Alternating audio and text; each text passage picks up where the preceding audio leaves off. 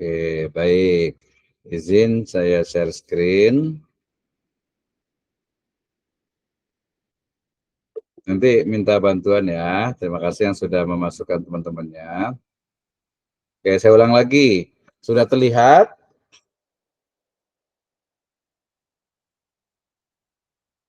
Apakah sudah terlihat? Sudah, Pak. Sudah, Pak. Pak Dokter.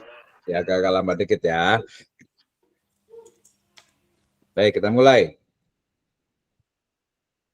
Bismillahirrahmanirrahim. Assalamualaikum warahmatullahi wabarakatuh. Waalaikumsalam warahmatullahi wabarakatuh. Alhamdulillahirrabbilalamin. Wassalatu wassalamu ala asrafil anbiya'i wal mursalin.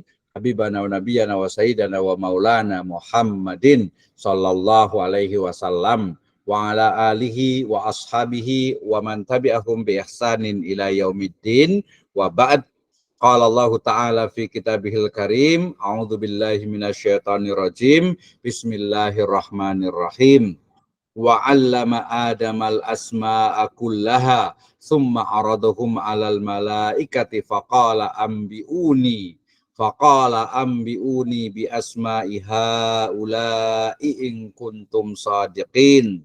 Qalu subhanaka la ilma lana illa ma 'allamtana innaka antal alimul hakim.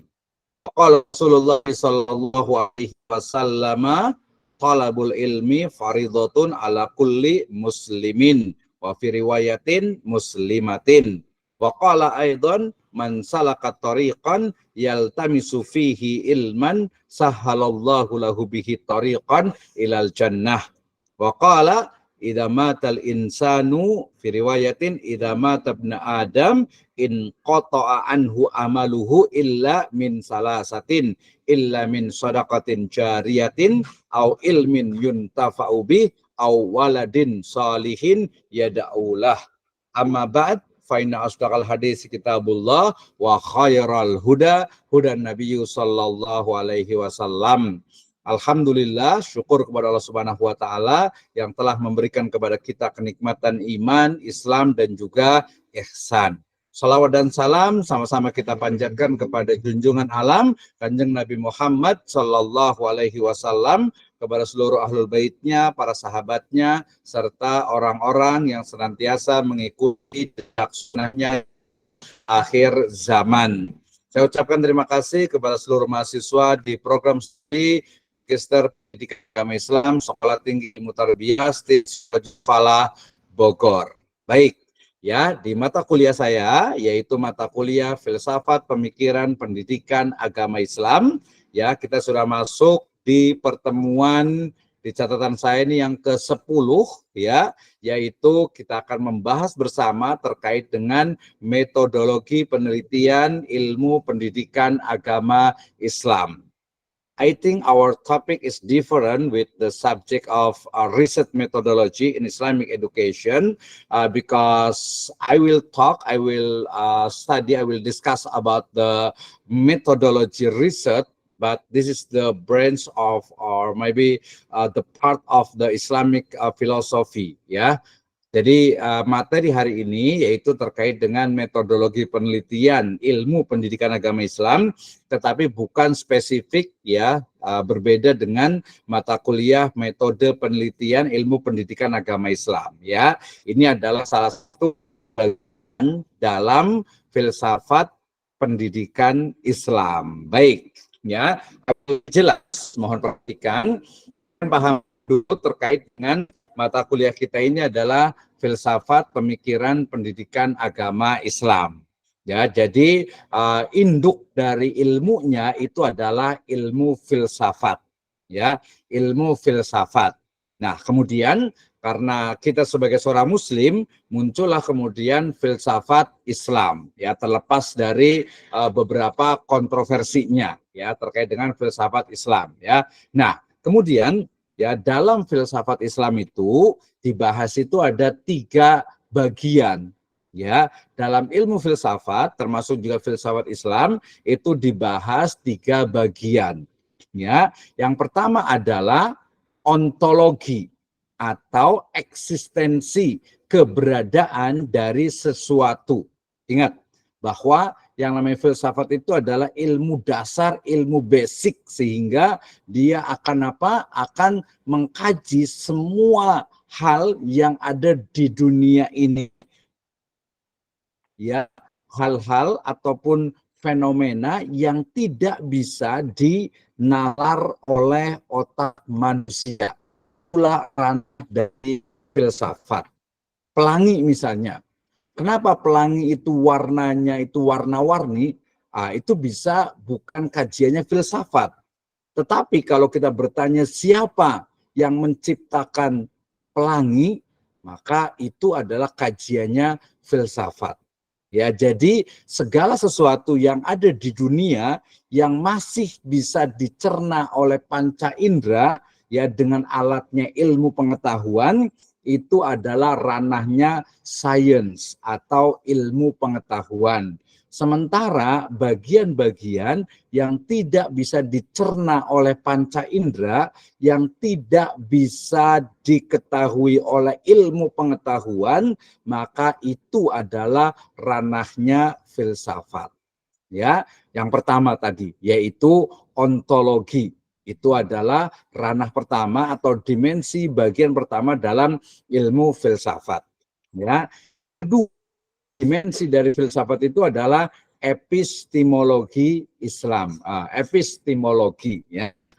Epistemologi itu adalah teori tentang ilmu pengetahuan. Jadi bagaimana ilmu pengetahuan itu didapatkan, ya, dari mana sumber ilmu pengetahuan, dari atau apa ukuran kebenaran dalam ilmu pengetahuan. Nah, itu adalah ranah dari epistemologi Islam. Yang ketiga adalah aksiologi, ya, bisa implementasi atau nilai-nilai, ya, lebih tepatnya implementasi dari nilai-nilai yang dipegang, yang diyakini oleh seseorang atau oleh komunitas yang ada dalam aktivitas kesehariannya. Nah, tiga itu. Kita dari yang kedua, apa tadi?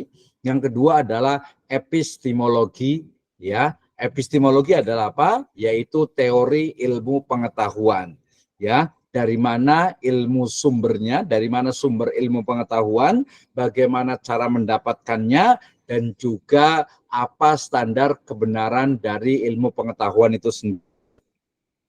Poin yang kedua ada tadi teknik atau cara atau metode dalam memperoleh ilmu pengetahuan.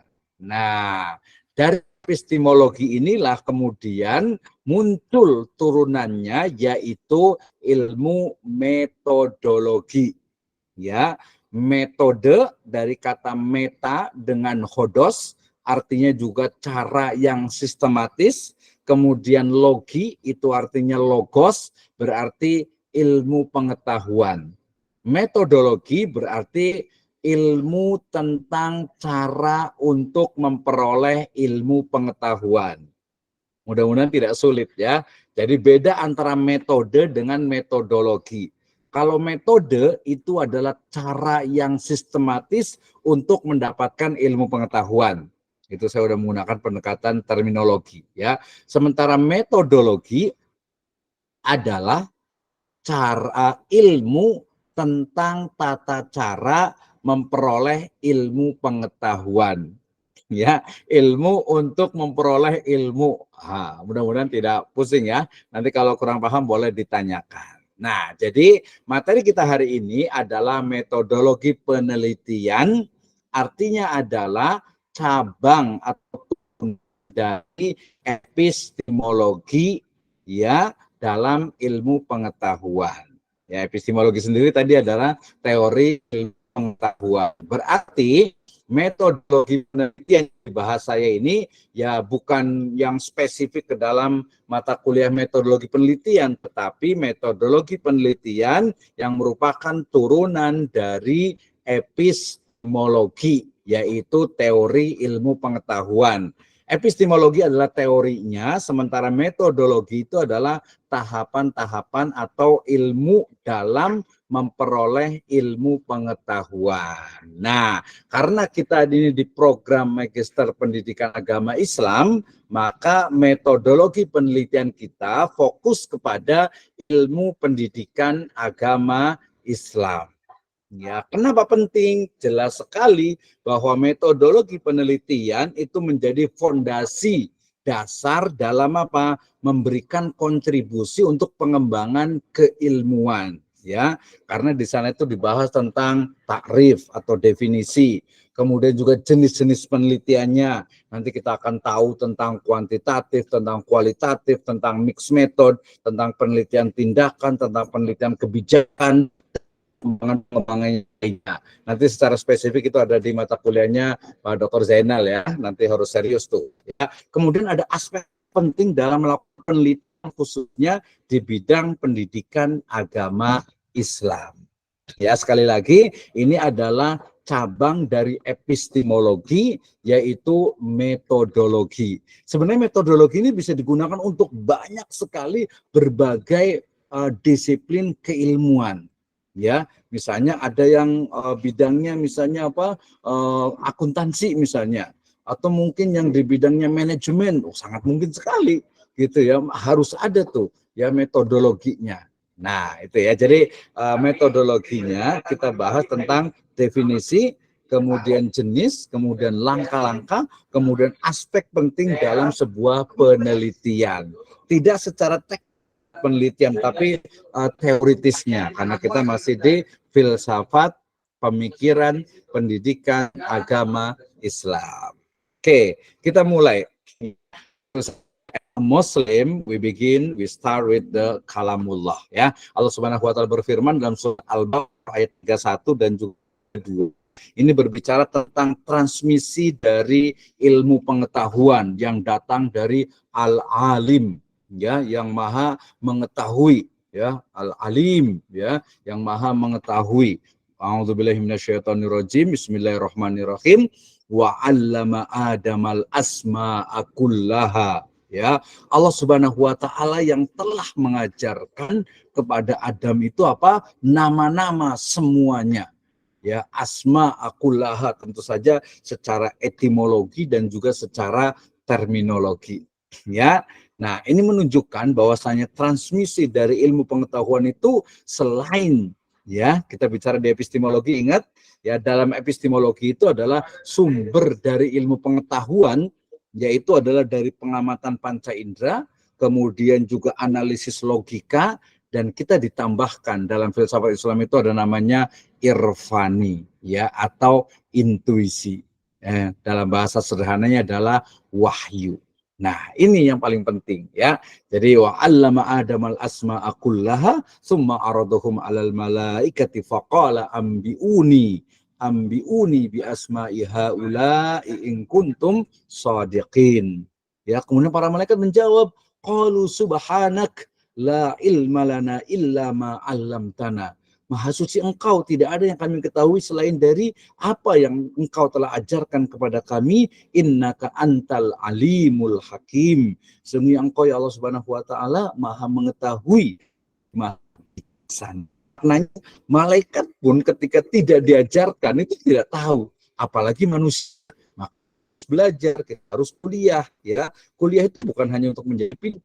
Kadang kalau pintar itu sekarang itu banyak orang pintar, tapi kadang apa keminter jadinya itu, ya, mudah menyalahkan orang lain. Nah, ini tidak boleh, ya. Pintar itu adalah, belajar itu adalah untuk menjadi agar kita itu lebih wise, bahasanya itu lebih wisdom, lebih bijak. Naam. Kemudian kita lanjutkan juga, ini sepertinya masih diingat kemarin, ya, sudah apal sekali, tapi saya coba untuk mereinterpretasi. Saya pahami, ya, bahwa talabul ilm, ya, itu bukan hanya sekedar apa mansalaka thoriqon. Saya ulang lagi, ya. Jadi makna ini penafsiran interpretasi saya sendiri, tapi mudah-mudahan tidak lepas dari makna teksnya, bahwa thalabul ilm itu maknanya itu bukan hanya man salakat thariqan. Maknanya apa? Man salakat thariqan itu selalunya adalah siapa saja yang menelusuri jalan. Jadi seolah itu ya yang jalan dari misalnya tuh dari Cibinong gitu ya ke Kota Bogor, ya mungkin ada yang dari Ciseeng ke Cirojul Falah gitu ya. Nah, itu betul, itu adalah bagian dari makna. Tapi bagaimana ketemu salak torikon itu salak suluk ya, suluk itu artinya torikoh, jalan gitu ya. Jadi seseorang yang mungkin dia pelajari tentang metodologi ya, kemudian bisa mengembangkan dari ilmu pengetahuan, maka insya Allah Ta'ala akan dimudahkan jalannya itu ke surga ya. Thalabul ilmi sendiri mungkin makna sederhana itu adalah menuntut ilmu atau mencari ilmu. Tetapi dalam konteks epistemologi tentu saja mencari ilmu itu bukan saja datang ke seorang guru gitu ya, tetapi dia mengkaji ya, mengkaji teks, mengkaji teks, kemudian mengkaji konteks sehingga menemukan satu formula rumusan kaidah yang kemudian bisa mengembangkan ilmu pengetahuan. And specifically in our subject ya, in our department ya, dalam prodi kita ini adalah ilmu pendidikan agama Islam. Jadi you are the master ya, maka Anda itu harus menjadi seorang ilmuwan akademisi yang mampu untuk menggali dari bagian ilmu pendidikan agama Islam. Ya, saya mengutip dari perkataan Raden Ajeng Kartini, beliau juga mengatakan kepada para zending itu, ya biarkan kami itu mempelajari Islam agar semua manusia tahu bahwa Islam itu adalah Islam yang membawa rahmatan, ya, agar umat Islam itu bangga dengan Islamnya, karena Islam itu membawa kepada apa? Rahmat untuk semesta. Nanti boleh dilihat di buku Habis Gelap Terbitlah Terang itu ya. Maknanya saya lebih luaskan lagi. Nah, berarti kemudian ya bahwa thalabul ilmi dan man salaka thariqan ini sudah sering sekali kan ya dipahami dengan new interpretation, dengan apa? Setiap orang muslim itu wajib untuk mempelajari ya metodologi cara untuk mengembangkan ilmu pendidikan agama Islam khususnya gitu ya. Oke, ya kemudian hadis yang terakhir juga ini sebagai tasjid buat kita untuk penyemangat ya. Mungkin ya karena kullu nafsin dha'iqatul maut gitu ya, meninggal ya, kita nggak tahu kapan, sehingga kemudian kita harus menyiapkan shadaqatun jariyah ya, yang rezekinya berlebih atau yang rezekinya juga sempit ya bisa sedekah jariyah, atau mungkin ilmun yuntafa'u bih, ilmu yang bermanfaat, waladin saleh ya daulah, dengan akar atau dengan isim nakiroh yang menunjukkan anak di situ bukan hanya anak secara biologis tetapi juga anak secara ideologis, menjadi juga tabungan kita untuk amal yang syariah, amal yang akan terus menerus mengalir pahalanya bahkan ketika raga kita sudah ya. Bapak sekalian, teman-teman semuanya, kita bicara tentang metodologi penelitian pendidikan agama Islam yang merupakan cabang dari epistemologi Islam. Sudah 5 kali saya ulang, semoga sudah paham ya. Kayak Pak Rohman Shah nih, mudah-mudahan sudah hafal ya. Jadi metodologi penelitian pendidikan agama Islam adalah cabang dari epistemologi Islam. Epistemologi Islam adalah teori tentang ilmu pengetahuan di dalam Islam yang merupakan cabang dari filsafat Islam. Nah, apa itu metodologi penelitian? Ya, seperangkat prinsip, prosedur, teknik ilmiah yang digunakan untuk mengkaji dan memahami fenomena agama, aspek religius dalam dunia pendidikan. Nah, jadi seperangkat cara atau tata cara, lebih tepatnya tata cara untuk mengetahui tentang fenomena ya yang ada di dunia pendidikan agama Islam. Bukan hanya mengetahui, tetapi menganalisis permasalahannya, kemudian menggunakan metode penelitian yang tepat, kemudian menganalisis dengan benar ya data-data yang valid sampai dapat menyimpulkan dari hasil analisis tersebut sehingga memberikan manfaat pada umat dan masyarakat. Ya. Nah, dalam ruang lingkupnya di sana ada collecting, ya, data collecting, pengumpulan data, and how to analyze, ya, bagaimana menganalisisnya, ya, menginterpretasikannya sampai mengambil kesimpulannya. Nah, tentu saja tadi metodologi itu bukan hanya teknis, dia juga ada prinsipnya, ya, ada paradigma yang mendasarinya. Ini sangat penting untuk kita. Ya, ini adalah definisi dari metodologi penelitian pendidikan agama Islam yang merupakan cabang dari epistemologi Islam dalam ranah filsafat Islam. Oke, ketika kita bicara tentang penelitian atau jenis-jenis penelitian dalam specifically in Islamic education, kita menemukan standar itu ada 4, ya. Bukan standar sebenarnya, ini minimal, ya. Nanti bisa lebih sebenarnya itu, ya. Saya akan tambahkan dari teks ini. Yang pertama, saya mulai dari nomor 2, ya. Kenapa? Karena secara kronologi, ingat, ya, munculnya Aufklärung atau Renaissance itu adalah kebangkitan dari ilmu pengetahuan yang bersifat rasional. Dan rasional itu didasarkan kepada paradigma positivisme yang kebenarannya itu harus dipastikan. Dan cara memastikannya itu adalah dengan numbers atau dengan angka. Sehingga kemudianlah digunakanlah statistik untuk mengukur sebuah kebenaran. Dan ini, ya, dalam praktisnya menggunakan penelitian dengan data kuantitatif. Ya. Nah, yang digunakan apa? Numerik untuk menguji hipotesis dan menganalisis bisa tren, korelasi, ya, nanti menggunakan survei atau mungkin juga ada eksperimen, dan juga yang paling standar itu adalah korelasional.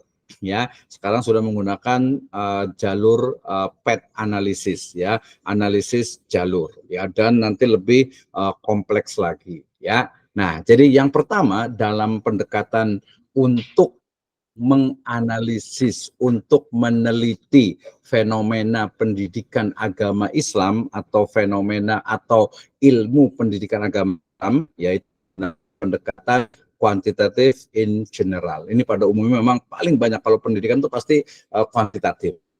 Of course, kenapa kuantitatif sendiri dengan paradigma positivisme itu kemudian dikritik oleh kalangan post-positivism, ya, dengan, ya, pendekatannya kualitatif. Kenapa? Karena kualitatif ini fokus kepada pemahaman yang deep, ya, terkait dengan fenomena, ya, khususnya ini kan kalau itu secara umum ya semua hal fenomena, tapi specifically kita dalam Islamic education, dalam pendidikan agama Islam. Nah, metodenya banyak sekali. Bisa menggunakan case study, bisa menggunakan fenomenologi, bisa menggunakan etnografi, ya, bisa menggunakan sekarang ini netnografi, ya, kemudian softwarenya pun juga sudah sangat banyak berkembang. Jadi kualitatif ini saya nyebutnya itu menyempurnakan, ya, bukan bertentangan, tidak, ya, karena nanti masing-masing memiliki karakter. Jadi menyempurnakan atau menambahkan, bolehlah, ya,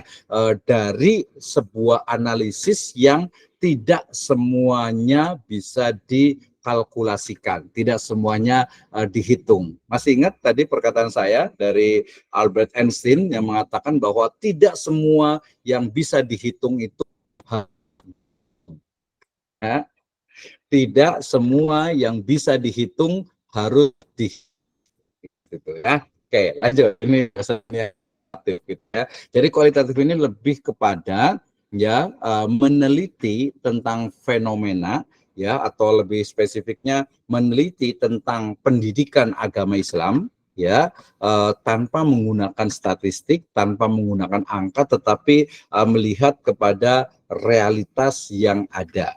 Nah, kebenarannya kalau tadi kuantitatif itu adalah kebenaran ilmiah, ya, maka kualitatif kebenarannya itu adalah kebenaran alamiah. Ya, kebenaran itu dia alamiah. Kenapa? Karena memang apa adanya seperti itu, ya, apa adanya seperti itu tidak bisa diganggu gugat, gitu, ya. Misalnya begini, terjadi tawuran di kalangan pelajar, gitu, ya. kalangan pelajar terjadi tawuran. Kemudian kita ingin mengetahui sebab-sebab terjadinya tawuran. Kalau pendekatannya kuantitatif, kita akan melakukan penelitian pengaruh pendidikan, keluarga di rumah, dan teman sebaya terhadap motivasi untuk melakukan tawuran atau terhadap tindakan tawuran pelajar di SMA X misalnya. Itu kan ya, itu adalah kuantitatif. Ya bisa, tetapi kemudian peneliti membatasi bahwa dua sebab tawuran itu adalah dibatasi ya, variabel X satunya itu adalah pendidikan keluarga di rumah ya, kemudian X 2-nya itu adalah teman sebaya. Ya, sementara bagian yang lainnya tidak diteliti ya. Nah, sehingga kemudian ya nggak apa-apa juga karena memang, tapi kebenarannya sebatas itu saya, padahal kalau secara kualitatif bisa jadi ya tawuran terjadi itu penyebabnya itu bukan hanya pendidikan keluarga di rumah gitu ya, bukan hanya teman sebaya ya, tapi mungkin juga karena apa, rasa misalnya itu apa ya, bahasa agama itu asobiah, tapi asobiah dalam konteks Ibnu Khaldun itu sebenarnya dia positif gitu ya. Jadi rasa kebersamaan antar SMA misalnya, loyalitas misalnya. Ya itu kan bukan karena pengaruh teman ya, ada sedikit, tapi dia karena merasa dirinya itu bagian. Maka kalau saya nggak ikut tawuran nanti dari mereka dong. Nah, itu juga bagian. Termasuk juga mungkin ada motivasi dari intrinsik dari siswa itu sendiri sebagai bentuk diri dan lain sebagainya gitu, termasuk mungkin ada kesempatan aturan di sekolah dan lain sebagainya, termasuk juga faktor dari luar dan sebagainya, banyak gitu ya. Itu satu contoh gitu ya. Jadi bahwa ternyata ya bukan hanya dua itu tapi yang lainnya. Nah, kualitatif kemudian dia mengisi ruang dari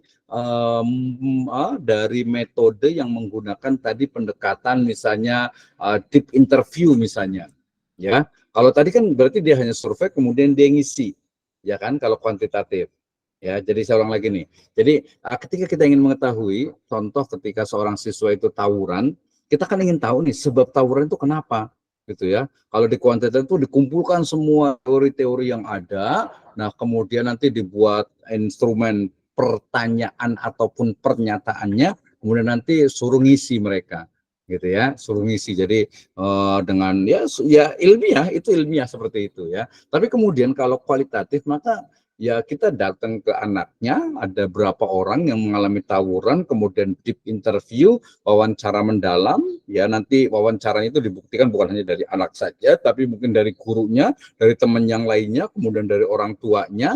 Nah, kenapa sih misalnya karena anak SMA ya, kenapa sih kamu tawuran gitu? Dia pasti akan jawab ini, yang A jawab begini, yang B jawab begini, yang C banyak begini, terus seperti itu, sehingga kemudian kita bisa menyimpulkan ternyata penyebab tawuran itu adalah 1, 4 ya. Dengan benar nggak kira-kira, benar tidak kira-kira kesimpulan kita itu dengan tanya langsung, kemudian mungkin juga observasi ketika tahu nih pada ngapain anak-anak nih gitu ya. Kemudian juga mungkin ada tadi kajian pustakanya juga untuk melihat ya dokumen-dokumennya.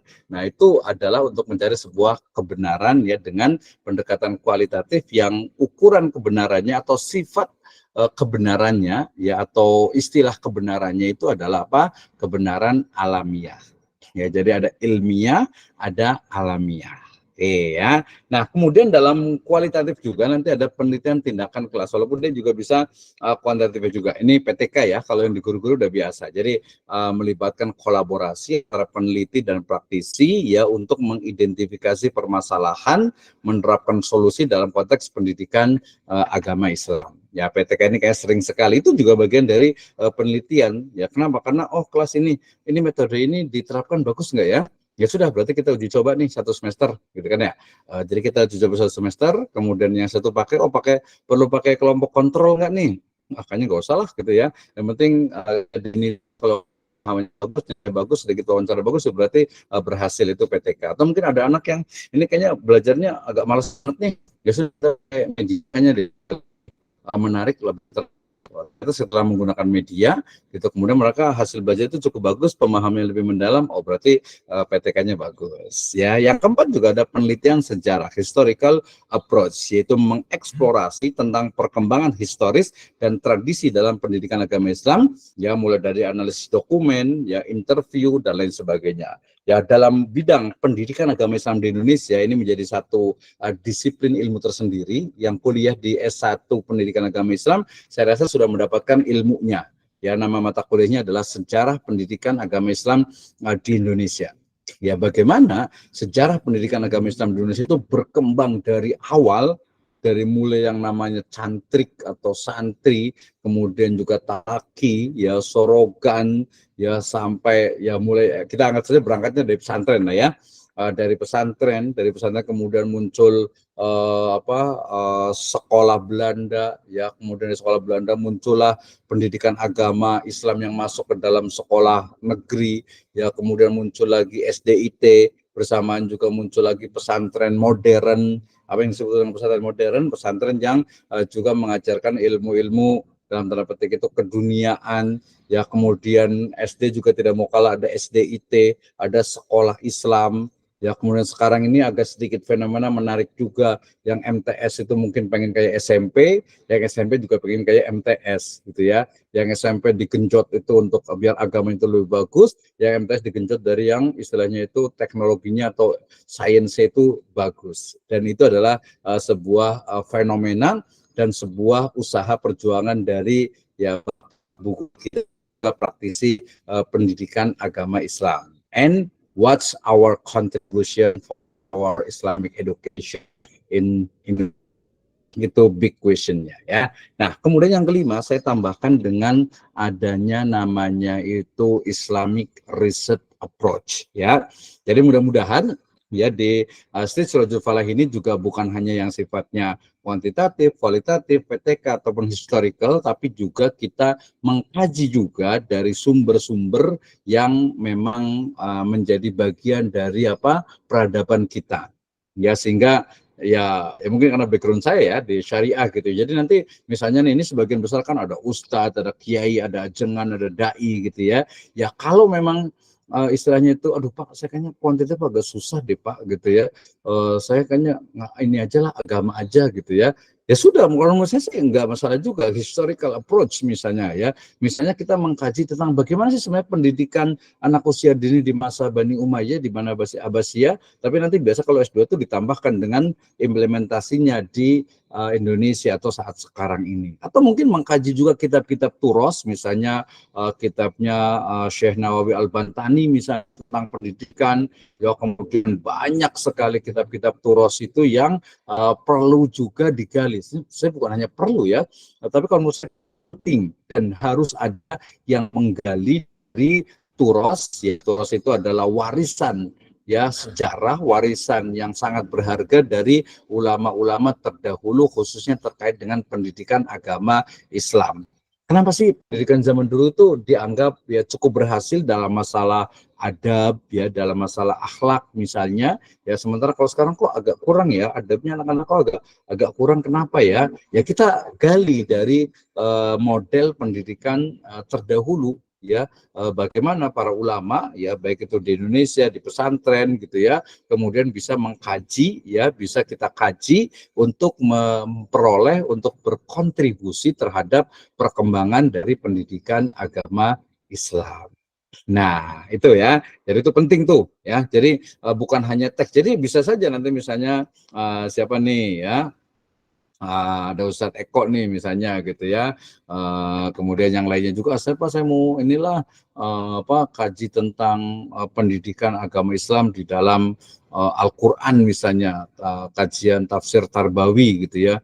Menurut saya kalau mendalam dan memang bisa dipertanggungjawabkan, why not ya, lima adalah ya, kenapa tidak gitu ya.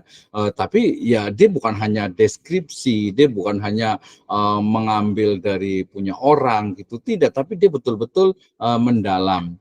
Ya misalnya tadi kalau saya menerjemahkan dengan mansalaka thoriqan, ya siapa saja yang menempuh suatu jalan ya, yaltamisu fihi ilman, menyampaikan kepada ilmu.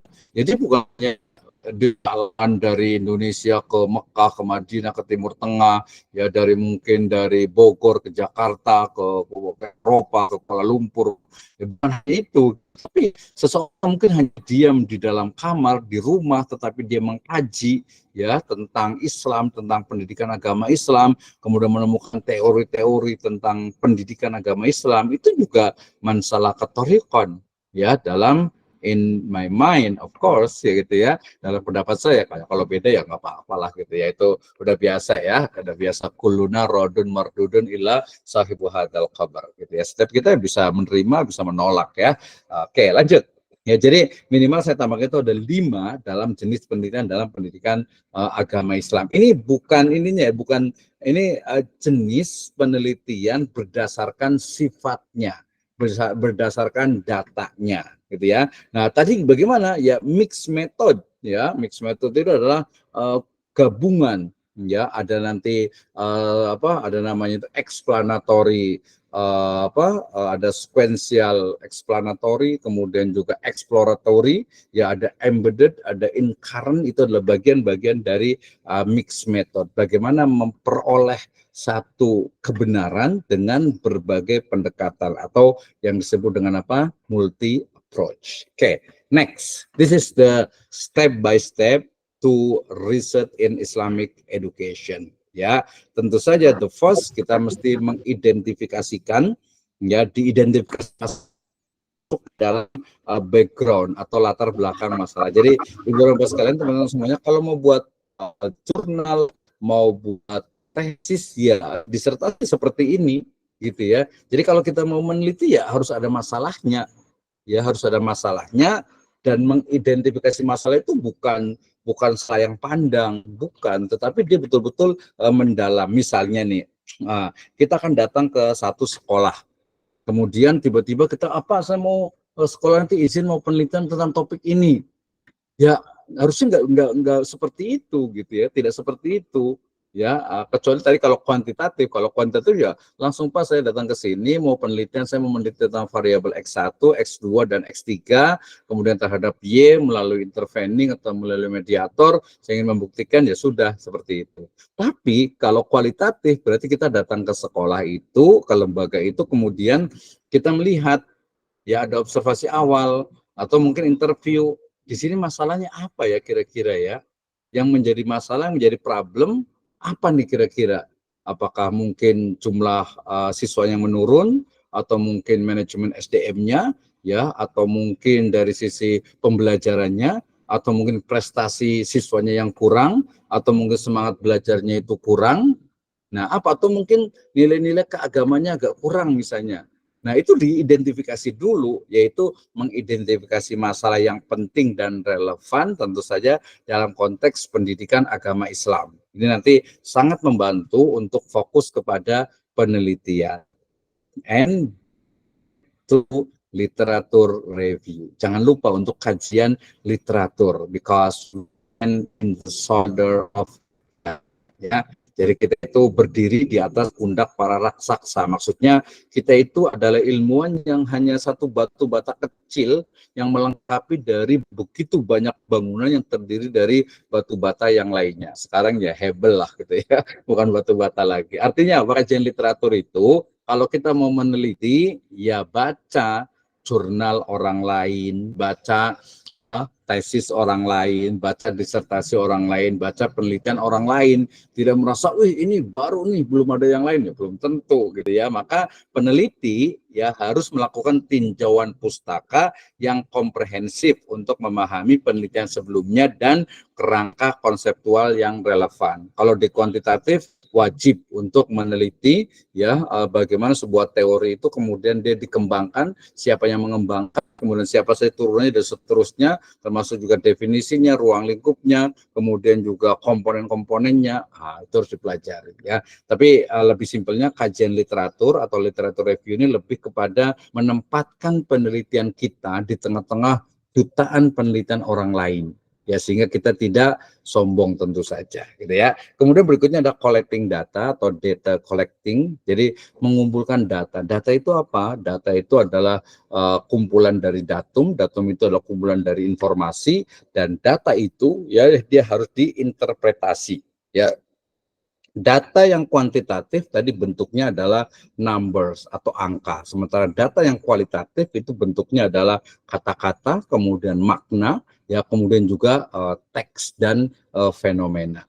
Ya, jadi di sini kalau namanya kualitatif ya berarti dia ada observasi, ada interview, ada studi dokumentasi. Kalau namanya kuantitatif dia berarti ya ada sebelumnya membuat instrumen, kemudian sebelumnya lagi diuji dulu instrumennya itu, kemudian nanti baru dijadikan semacam angket atau kuesioner, baru dibagikan kepada kepada sampel. Sampel itu sendiri diambil dari kan juga dipertanggungjawabkan. Nah, setelah data itu ditemukan, selanjutnya adalah how to analyze. Ya. Datanya, tapi kalau ya dengan Microsoft Excel, dengan SPSS, dengan eViews, dengan beberapa software yang lainnya, mudah gitu ya. Kualitatif dengan apa? Dengan software juga ada Atlas TI, ada NVivo gitu ya, ada misalnya juga ANP Analytical Network Process, ada AHP juga, ada Decision Maker dan sebagainya, banyak. Atau mungkin secara historical approach misalnya, atau yang paling standar dalam kualitatif itu adalah menggunakan teorinya Miles and Haberman, yaitu triangulasi peneliti, triangulasi metodenya, triangulasi mungkin sumbernya, ya tempatnya, waktunya, untuk membuktikan bahwa data yang kita temukan itu adalah valid. Ya, interpretasi, kemudian juga penarik kesimpulan, hasil menarik kesimpulan yang memberikan kontribusi bagi pengembangan ilmu pendidikan agama Islam. Ini yang menjadi sign ya of the master. Jadi ketika Anda ingin menjadi seorang master in Islamic education, ya mau tidak mau Anda itu harus mampu mengidentifikasi masalah, menggunakan metode yang tepat, bagaimana analisisnya, dan dengan cara yang sesuai dengan prosedur dalam penelitian. Nah, tekniknya ini tadi sudah saya sebutkan ya. Kalau kualitatif berarti ya deep interview, kemudian participative observation, kemudian dokumen analysis, itu yang kualitatif. Kalau yang kuantitatif tadi ya banyak sekali ya, dengan korelasi linear ya, yang simple dipelajari dulu, baru yang berganda, baru yang pet analisisnya, kemudian yang lebih kompleks lagi gitu ya. Banyak sekali, kita tinggal pelajari. Oke, kemudian analisis dalam data ini juga menjadi penting ya. Jadi bagaimana ketika Anda sudah menentukan satu pembahasan ya, satu topik penelitian, data yang sudah temukan kemudian dianalisis. Ini benar nggak nih? Ya, kita mau tanya nih. Jadi dalam kategorisasi, ada interpretasi, ada nanti cari ke sistematis, ada juga nanti ya tinggal masukin ke software ya, kemudian nanti akan keluar dengan sendirinya untuk korelasinya, validitasnya, heterodoksitasnya, dan seterusnya. Itu dalam riset metodologi. Penyajian hasil penelitian ini biasa terkait dengan bagaimana ya penyajian itu harus betul-betul interesting ya. Kenapa? Bisa dilihat dari format presentasinya, laporan tertulisnya, presentasi lisan, kasih ilmiah ya. Kalau teliti kemudian hanya numpuk di perpustakaan atau mungkin di komputer kita sendiri, yang sekali. Padahal kalau kita share, kita bagikan, ya itu tadi menjadi al ilmu yuntafa'u bih, misalnya nih Ibu dan Bapak sekalian, yang bisa kemarin saya pernah cerita ya, ada salah satu dari ketika Hari Pendidikan Nasional itu, seorang guru itu mendapatkan penghargaan dari menteri itu ya. Kenapa? Karena guru itu mampu ya memformulasikan, membuat sebuah metode bagaimana seorang anak itu ya mau bersifat jujur ketika membuat kesalahan. Ya, dalam kasusnya ini adalah seorang anak yang ya dia mengambil barang teman lainnya, mengambil barang temannya di kelas, tapi tidak mengaku. Gitu ya, ini kan udah banyak ya biasa ya kadang ya. Jadi ada temennya mungkin iseng atau apa gitu yang ngambil, ya mungkin ngambil pulpennya lah, ngambil jajannya, ngambil uangnya lah gitu ya. Tapi dia nggak ngaku nih. Nah, gimana caranya biar ngaku? Digebukin gitu. Oh, nggak boleh lah ya. Kita melanggar hak asasi anak gitu ya, pelindungan anak langsung dilaporkan itu nggak boleh. Dicubit aja nggak boleh ya, disentuh aja nggak boleh. Jadi ada model tanpa kekerasan yang bisa membuat anak itu sadar dan jujur dan mengaku dengan sendirinya. Itu juga bagian dari model juga bisa diterapkan nggak? Ya coba aja gitu ya. Kalau dia diterapkan terus, oh berhasil itu berarti sebuah teori dan sebuah ilmu pengetahuan. Ya, termasuk kemarin kalau kita pernah ada di YouTube saya itu ada tentang bagaimana mendidik dengan hati, misalnya gitu ya. Gimana sih mendidik dengan hati?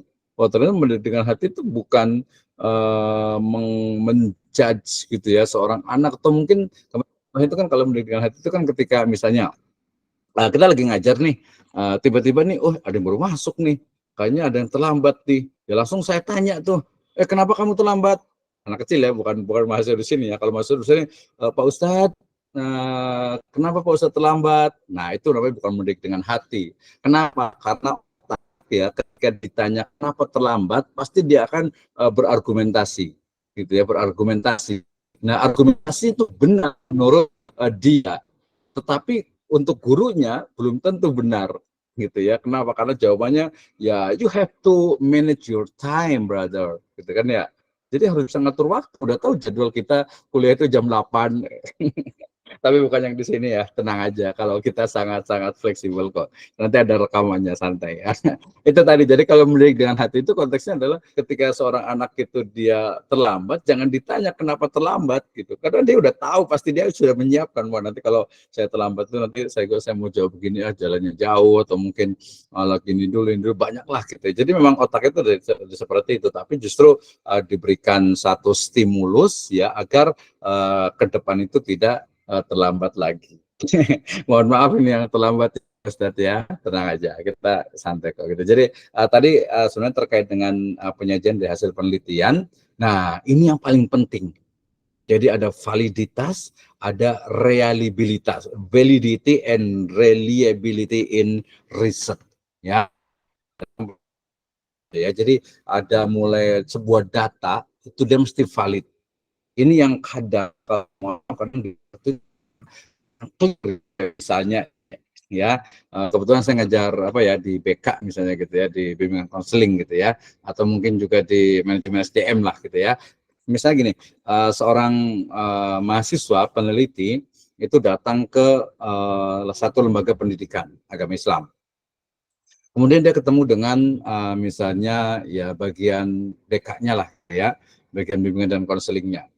Kemudian tanpa babi ibu ya salam dulu, assalamualaikum, perkenalkan saya ini, kemudian Pak saya ingin konfirmasi apakah di sini pernah terjadi bullying gitu ya. Nah kayak gitu ya guru BK langsung bilang alhamdulillah Dek, di sini tidak pernah terjadi bullying, di sini aman-aman saja gitu ya. Nah the question, pertanyaannya, apakah pernyataan dari guru BK itu adalah valid? Nah, berarti perlu diberikan. Itu kayaknya nanti boleh tanya Pak Dr. Zainal lah ya. Nah, tapi itu belum itu adalah kualitatif. Ya, jadi data itu harus valid, kemudian juga reliable, ya reliabilitas, artinya itu dia betul-betul bisa dipercaya, keterpercayaan ya, atau bisa dipertanggungjawabkan lah ya, bisa diandalkan gitu ya, bisa diandalkan. Jadi ini memang benar tadi pernyataan dari misalnya dari guru BK itu memang benar, memang di sini nggak ada bullying gitu, nggak ada kekerasan, nggak ada ini, nggak ada sih alhamdulillah gitu ya, itu benar gitu ya. Nanti kalau secara kualitatif ya dilihat dulu, mungkin hanya yang lainnya lagi, mungkin pas ngelihat di koran Nih Bu, ada koran ini hanya buktinya nih ada SDN disebutkan gini. Atau mungkin datang ke misalnya ke pengawas gitu ya di SMP gitu ya, misalnya SMA atau apa di kabupaten atau ini ada kasusnya gini. Baru diem biasanya gitu ya. Nah itu sebenarnya untuk peneliti walaupun tentu nanti ada etika penelitian. Itu sebenarnya masuk ke bagian dari filsafat juga. Jadi etika ilmu pengetahuan ini nanti insya Allah saya akan bahas di akhir itu ya setelah aksiologi atau mungkin sebenarnya kita ke etika dan estetika gitu ya, itu kan nama Islam. Gimana sih sebuah etika gitu ya, dan jangan lupa etika itu juga beda antara uh, beda gitu ya. Etika misalnya cara mengajar, ada satu teman itu ketika di New Zealand itu di Selandia Baru itu ya seorang dosen ngajar itu ya santai aja pakai celana jeans gitu ya, baju juga kaos oblong gitu ya, kemudian datang ke kelas gitu ya, duduknya juga berdirinya juga agak-agak sempoyongan gitu ya, karena kadang malamnya biasa suka mabuk biasa gitu ya. Kemudian ngajar ya, kalau ngajar profesional dia bagus gitu iniannya gitu ya, tapi ke komunikasi juga bagus gitu, cuma hubungan antara dosen dengan siswa dengan mahasiswa itu kayak apa ya, jadi kayak cuman kayak pekerja. Jadi saya butuh ilmu Anda ngajar, oke saya terima ya sudah gitu. Jadi kurang ada tuh respectnya, kurang ada mau boro-boro cium tangan gitu ya, nggak ada gitu ininya gitu ya. Nah itu bagian dari budaya Timur ya yang harus kita ini kan ya, harus kita lestarikan tentu saja. Timur di sini ini ya, jadi ya ini menunjukkan kepada entitas budaya. Gitu. Jadi bukan menunjukkan geografi jarak waktu tempat, bukan.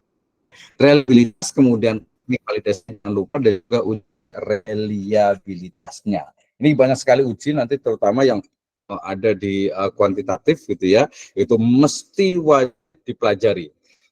Makanya saya selalu bilang kalau Anda kuliah itu ya sebaiknya fokus juga yang perlu ditekankan selain mata kuliah yang lainnya juga itu adalah mata kuliah metode penelitian.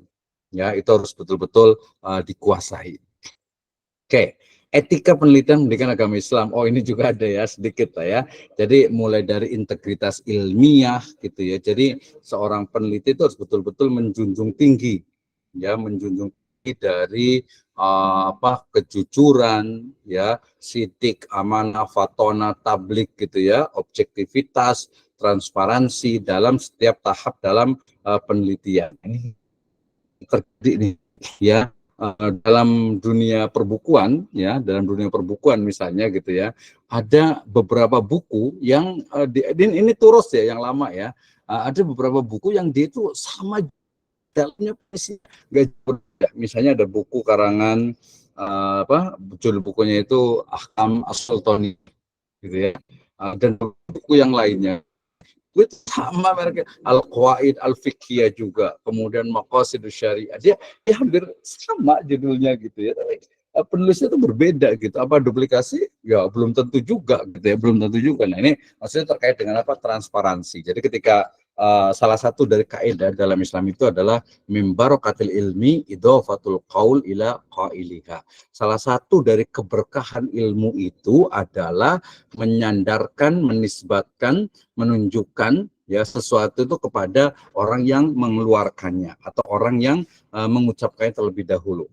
Ya misalnya siapa nih? Ya Imam misalnya Syafi'i rahimahullah ya berkata begini. Ya maka kita harus menyandarkan kepada beliau, tidak boleh ini perkataan saya gitu ya, nggak boleh seperti itu. Kemudian ini perkataan Imam Al-Qurtubi misalnya ya, ini perkataan misalnya tadi dari Al-Qadi Abdul Jabbar misalnya gitu. Mengutip, jadi kutipan. Nah ya prakteknya adalah kalau kita nulis tesis wajib ada kutipan ya, catatan kaki, footnote, ataupun sekarang itu biasa body note. Nah body note itu adalah salah satu dari keberkahan ilmu ya.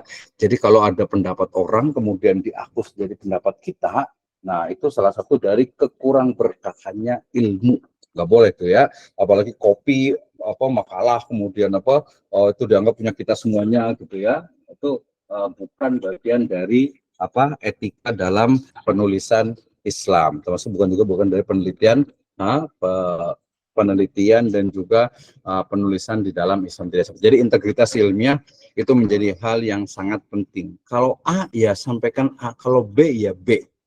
Ya. Tetapi di sana juga ada perlindungan partisipan. Makanya kalau kita buat penelitian itu, misalnya guru X ya, Ustadz X, Ustadz jangan X ya, Ustadz Alif, Ustadz Ba, Ustadz Ta gitu ya, guru X, guru Y, guru Z gitu. Itu kalau beliau-beliau itu tidak mau disebutkan, jangan tulis namanya. Termasuk juga lembaga, tidak boleh menyebutkan lembaga kalau dia memang terkait dengan mungkin ada kekurangan atau ada apa, itu bagian dari perlindungan partisipan. Ya, kemudian juga foto juga sama ya, harus minta ada izinnya terlebih dahulu. Sensitivitas budaya, itu penting tuh ya. Jadi penghargaan terhadap konteks budaya, nilai dan tradisi keagamaan partisipan. Ini penting nih dalam penelitian ya, jangan sampai tentang peneliti kita kan harus betul-betul terbuka, betul-betul enggak. Jadi tetap saja ada hal yang tidak boleh di terutama nanti dari sisi apa, dari sisi mungkin kebiasaannya, itu ya apa, kita neliti saja gitu, jangan sampai mengganggu mereka gitu ya. Makanya ada kemarin fenomena di Bali itu ketika seorang peneliti kemudian datang menghadiri sebuah ritual, kemudian jadi malah terganggu gitu, akhirnya ya dimarahi sama apa tuh di sana itu ya, pecalangnya itu ya.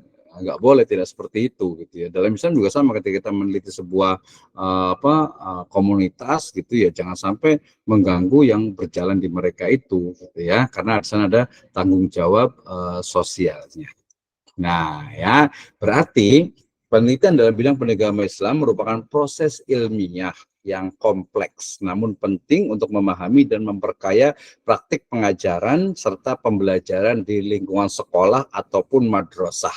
Ya, dengan mengikuti langkah-langkah metodologi penelitian yang tepat, peneliti dapat menghasilkan temuan yang valid, dapat diandalkan, memberikan kontribusi signifikan bagi pengembangan pendidikan agama Islam di masa yang akan datang. Nah, dengan itu mudah-mudahan memotivasi baik kita nih untuk yang segera, ini kan B1 ya. B1 itu kan udah ada verifikasi judul nih ya. Verifikasi judul, jadi kita bisa diskusi juga, saya bisa tanya-tanya terkait dengan judulnya itu apa, kemudian nanti apa yang mau diteliti dan bagaimana atau langkah-langkahnya.